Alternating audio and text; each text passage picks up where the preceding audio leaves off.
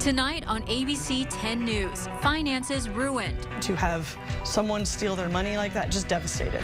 Lives turned upside down. I have no idea how they targeted me, but there was no reason for me to ever question it along the way. Elaborate scams targeting your family. Tonight, we're taking an in-depth look into how thieves are trying to get into your wallet and other important Team 10 investigations we've covered this year. Information you should know to protect you and your loved ones. And now, Consumer Alerts, a Team 10 special.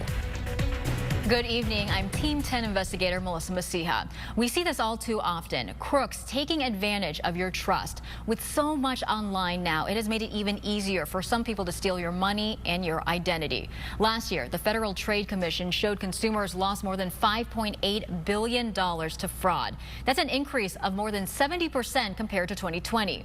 Just here in California, the agency reports more than $972 million lost to fraud. That's just in the first 9 months of 2022. One local family said scammers, they were able to steal more than $500,000 from them through a fake Amazon purchase and bank wire transfers. I sat down with them along with photojournalist Ray Higgins as they shared a message for others and for financial institutions. William and Ave Bortz have been married for more than 55 years. I'm looking forward to the next 55. They're retired and hope to live out their golden years on money they saved and money from a recent home sale. But golden no more because of scammers. I was not brought up to believe that people will lie with that level of bad faith. It started last year in January. They said they got this email from what they thought was Amazon, that they purchased about $1,500 worth of products being sent to another address. They called the number on the email to fix the issue. I took over the phone call. The person on the other end convinced William to allow access to their computer, something their daughter, also named Ave, explained didn't seem unusual to her parents. Because my husband had always fixed it from San Diego to LA, so he was used to seeing his computer remote accessed. She detailed how the scam worked once she said they got control of the computer. The fake Amazon website that said, you have spent $2,000 to ship this product. Enter in the money, enter in $2,000 so we know what money to credit you back with. And all of a sudden, there was $200,000 my parents had sent to Amazon. Keep in mind, the site, again, wasn't real. The hacker said was, in order for you to get this money back, we need to synchronize the refund server with Amazon. To do that, you need to wire transfer that amount to the Amazon Refund Recovery Center. The fake Amazon worker was persistent. Calling my parents multiple times a day, starting from 6 in the morning till late in the evening. William, still not realizing it was a scam, went to this Chase Bank for the first wire transfer. He said the scammers coached him on what to say. He went to 2 different branches in the North County 4 times in 8 days to wire money to Hong Kong and China. He's never wired money to a foreign country before this. The total loss, $690,500. I felt very violated, very violated. William feels Chase could have done more. I thought the bank should have asked me more questions. They wish Chase would have shown him his bank balance after the transactions. Instead, he said they asked him something else. They asked me if I would consider being a client of their private banking operation because I had assets to invest. Their lawsuit against Chase alleges financial elder abuse and unfair business practices. It cites the Welfare and Institutions Code, which says a party knew or should have known that conduct is harmful to the elder adult. It was dismissed, but it is active in the appeals process. That's why attorney Sil Vossler said there's statewide attention on this lawsuit. He's not involved in this case, but practices elder abuse law. Some courts are interpreting the financial abuse statutes to say, okay, if the bank should know about the scam, they can be held liable. And other courts are saying, no, the bank needs to have actual knowledge. The board say hackers were able to access their retirement accounts too, but their investment company was able to reimburse their money. Chase's reaction is not our fault. You were a willing participant in the whole thing, and we don't owe you a dime. A Chase spokesperson said that while Mr. Bortz is entitled to make a dispute, the federal court has already dismissed his claim twice. He added consumers should always be suspicious when someone they don't know asks them to urgently send money. He then sent me various links on their website warning about fraud. Ave said she has talked to her parents in the past about scams, but this one was sophisticated. The hackers are getting away with wire transfers because they know the banks will sit back and do nothing to stop them. While they're thankful family support has made this painful time a little easier, the fact is their money they worked so hard for is gone. Their trust shattered. Banks are the guardians at the gate. They're the custodians. They're whom we entrust with our money. And their case is still making its way through the court system. I will update you as soon as there is a result. Now, meanwhile, experts say the thieves are getting more creative. They're not just targeting the elderly, but ultimately anyone who uses popular sites like Amazon. Another senior in the North County also told me she lost her life savings, more than $84,000, to an elaborate internet scam. That sounded legitimate, that there was no reason for me to ever question it along the way. Like the Bortz family, Vicki Tripp thought she got a real email from Amazon saying she purchased an item on the site. What Vicki didn't realize was when she called to try to clarify what was going on, she gave the scammers access to her computer through remote control software called AnyDesk. Experts say these criminals all follow the same script. I'm going to need to have some remote access to your computer so I can see what you're doing and help you. Once you click and you download the tool on your computer, the computer is now owned by the cyber criminals. Like Mr. Bortz, Vicki unknowingly wire transferred money to the scammers. Experts encourage people to be armed with knowledge to protect themselves. If there was truly something that was fraudulent, you can go back and log in yourself to Amazon's website or whatever website it might be, or call your bank yourself via the number that you know, not the number that they tell you. Rooftop solar installations are surging across San Diego County. Despite the demand, the collapse of two major companies is causing some consumers to question the stability of the industry. Team 10 investigator Adam Rakusin looks at where the business is headed and your recourse if something goes wrong.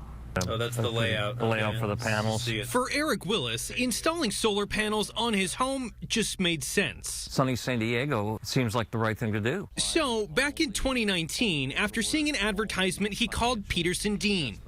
Eric says members of the team came out, checked the attic, the roof, and the electrical box, which did need an upgrade. Once we got the proposal, we had to put X number of dollars down for them to get started. Eric says he put the costs on his credit card, and crews got started with the electrical panel. Literally days after the box was inspected, the company went Chapter 11. In June of 2020, Peterson Dean filed for bankruptcy. In court documents, the company estimated its liabilities were between $10 and $50 million. How much money are you out? $20,000. That's a lot of money. Yes, it is. Yes, it is. At the end of 2021, San Diego-based solar giant Sullivan Solar closed, leaving many customers with no money and no solar. I paid the $45,000 for the roof. Sullivan didn't pay for the roof to the roofer, and now I have to pay $45,000 again. Two major solar companies shutting down in less than 2 years. With rising costs for products and transportation, along with supply chain issues, we wanted to know what's up with the solar industry in California. Yeah, it's obviously rare. I mean, there were over 2,000 contractors licensed in the state of California to install solar. So we mourn the loss of any one of them, but it is rare. That said, you know, the competition is fierce and the margins are thin. Bernadette Del Chiaro is the executive director of the California Solar and Storage Association.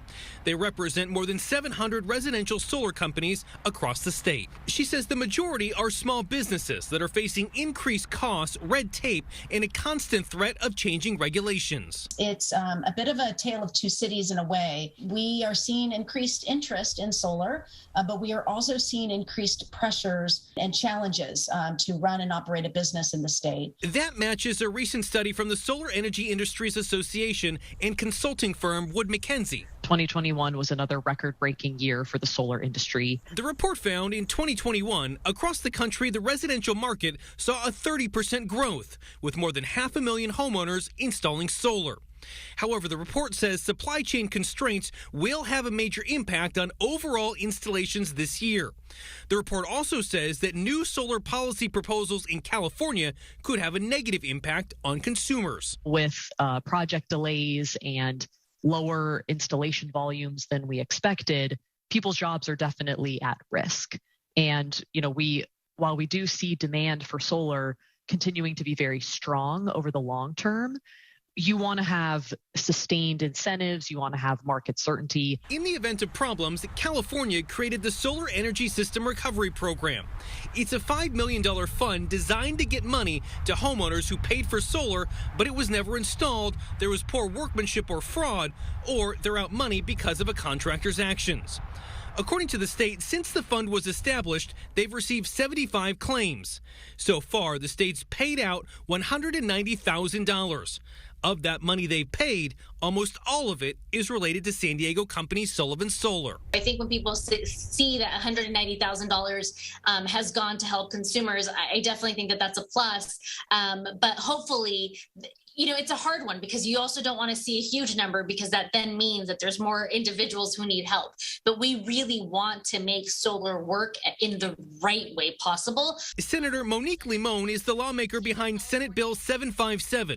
It adds additional consumer protections around solar energy systems. There are sometimes, right, folks where there's errors, or sometimes, if folks go out of business, it's not always a fraudulent issue. We want to make sure, though, that those consumers are not left to foot, an entire cost. This is what $20,000 bought you. That's all I have for $20,000. That's disappointing. Yeah. Despite the challenges, Eric still wants solar on his house. He's filed a claim with bankruptcy court and is hoping someone steps up. I just hope it gets resolved. Adam Rakusin, ABC 10 News. A lot of frustration there. The solar industry stresses if there is a problem, they want to know, and they also have their own compensation fund to help. From regular cash to crypto, coming up, how some people are using friendship and this digital currency to trick you. Plus, this is a violation of our trust, our ability to deal. What do you do if you've already lost money through a cybercrime? We hear from a psychologist on the best way you can find support and what not to say if your loved one becomes a victim. Unfortunately, so many people are affected by various scams. In 2021, some 24,000 victims across the U.S. reported losing approximately $1 billion to romance scams. That's according to the FBI. But it's likely many more losses went unreported. Romance scams happen when a criminal adopts a fake online identity to gain a victim's affection and trust. I learned about an online scam using friendship and cryptocurrency. I worked with photojournalist Ray Higgins to show how thieves are using fake crypto websites to steal, in some cases, people's life savings. It started off friendly. There's a guy random text me through WhatsApp. A conversation that kept Claire engaged. Connecting very fast. We're only using Claire's first name for privacy concerns. She hit it off right away with a guy who said his name was Louis Wang. The two texted often, Louis flirtatious at times. Claire said these were the photos he used. We're blurring them because she later learned they were stolen from someone else. When did he introduce crypto to you? About a week later. What did you think of it in the beginning? I said, no, I'm not interested. But at this point, he gained her trust and coaxed Claire into it by saying, you will not learn anything. You have to do it, learning by doing. He showed her how to download two popular cryptocurrency exchanges. Those are online platforms where people buy and sell this digital currency. And here's how the scam works. Louis then told her to transfer money to a different online platform. The website looked legitimate, but she later discovered it was one controlled by the scammer, with the money going out of her pocket into his. This popular scam has a catchy name. It's called pig butchering. You fatten up the pig before you then take it to slaughter. It's not a name Eva Velasquez of San Diego-based Identity Theft Resource Center prefers. The negative way that we talk about victims and victimization can really have an impact. And this had a big impact on Claire. In the end, it was all fake. The guy, the website, and her earnings. Claire said she lost roughly $450,000. Feel ashamed, feel hopeless, feel drained. And Claire isn't alone. The Federal Trade Commission shows crypto scams are booming. From January 2021 to March this year, thousands of people have reported losing more than $1 billion to crypto scams. Ethan is another victim. I had joined a dating app called Zoosk, and I found someone by the name of Jenny. I spoke to him from his home state of Ohio. Similar to Claire, Ethan's scammer gained his trust, first talking about food and music, things they have in common.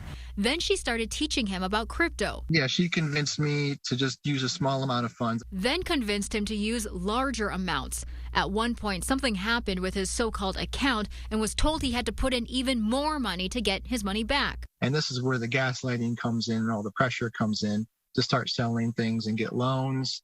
And that's what she tried to do. Ethan lost a lot. I was probably at about $560,000. I went through a divorce and finalized that in January, which of course I think made me a target for this person. Anytime that someone builds a relationship with you very, very quickly, when they do start asking you for money, whether it's in the form of cryptocurrency or cash, that's a big red flag. And if you're sitting at home thinking you can never fall for something like this, the reality is so many of these scammers, they're so good at hijacking our brains. And so when you're in that state, those things that are apparent to an outside observer really aren't apparent to you. Claire and Ethan reported the scam to a number of agencies, including the FBI.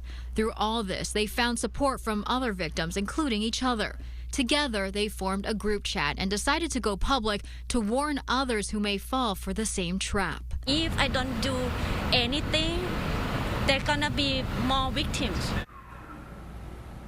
After you fall victims to one of these scams, there are a lot of emotions that go with it. You heard some of it from Claire and Ethan in that story. I spoke to psychologist Dr. Michelle Carcel. She said one of the first steps to coping with what happened is just to acknowledge your feelings before taking meaningful steps to move forward.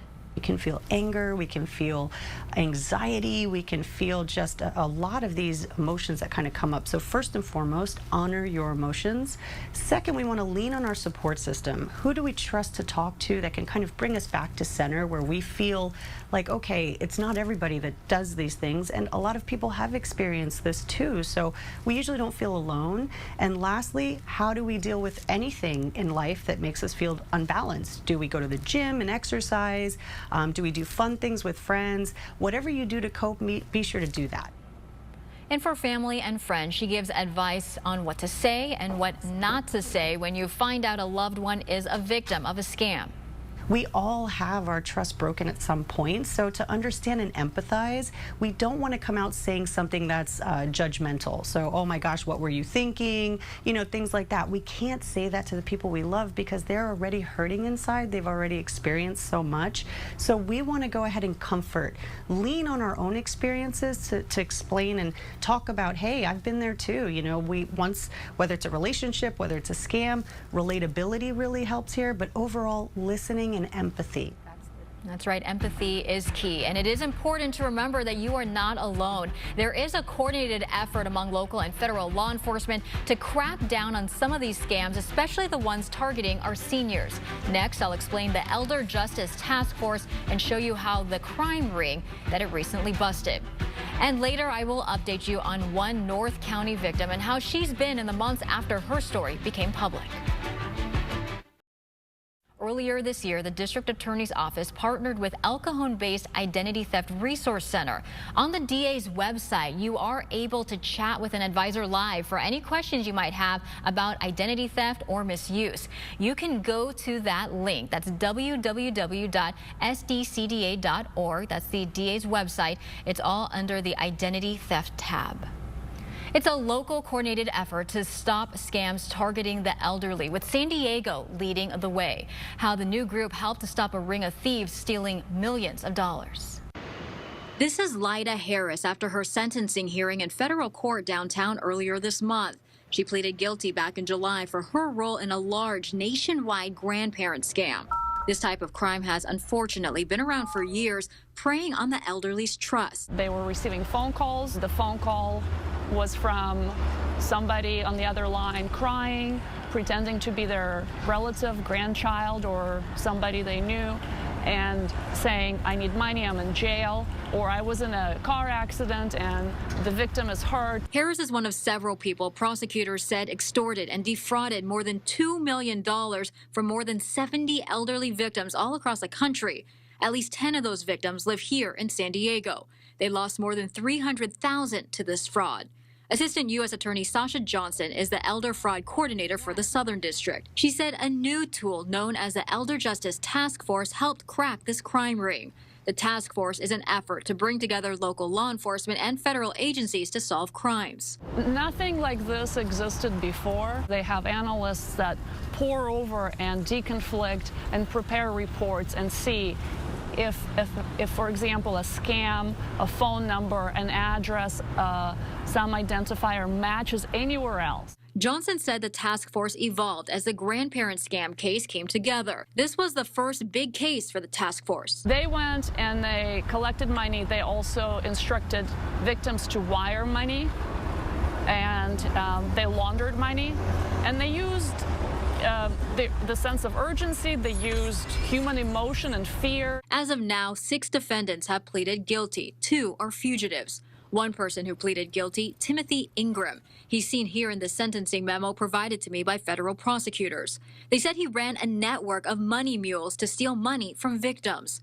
In one instance, court documents showed Ingram sent another man to pick up $7,600 from a victim in El Cajon. Ingram sentenced to 9 years in prison.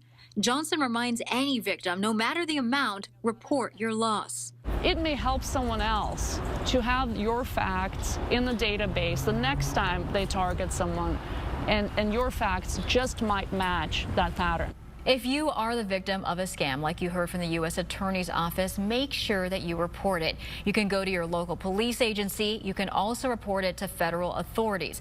That includes the FTC's Report Fraud site, as well as the FBI's Internet Crime Complaint Center. That website right there on your screen, it's www.ic3.gov. Still to come, moving forward after falling for a scam. We'll show you how one victim keeps doing that, keeps moving forward despite losing her life savings. That's coming up after the break. Finally tonight, we want to update you on one of our scam victims. Earlier, I introduced you to Vicky Tripp, who lost her life savings to an online scam. She said the thieves did this through a fake Amazon purchase. I caught up with her recently about how she's doing in the months since her story became public. I was just glad to have the opportunity to try to help other people be aware. She's tried to move past what happened. Her focus now is taking care of her son with special needs. Her friend set up this GoFundMe page to try to recoup some of the money that was lost. So far, it has raised more than $11,000. This fundraiser is still active if you want to donate. She did tell me she is so grateful for everyone who pitched in, everyone from friends to strangers. It's just a blessing. Everybody who contributed was such a blessing. And it just made me more aware that there are, big hearts out there. And we wish Vicky well. Now, whether it's a scam or questions about a business's practice, Team 10 is always working for you. You can reach us through our email, team10@10news.com. And thank you so much for joining me tonight. Have a great New Year's Eve. Stay safe. I'm Melissa Messiha, and I'll see you in 2023.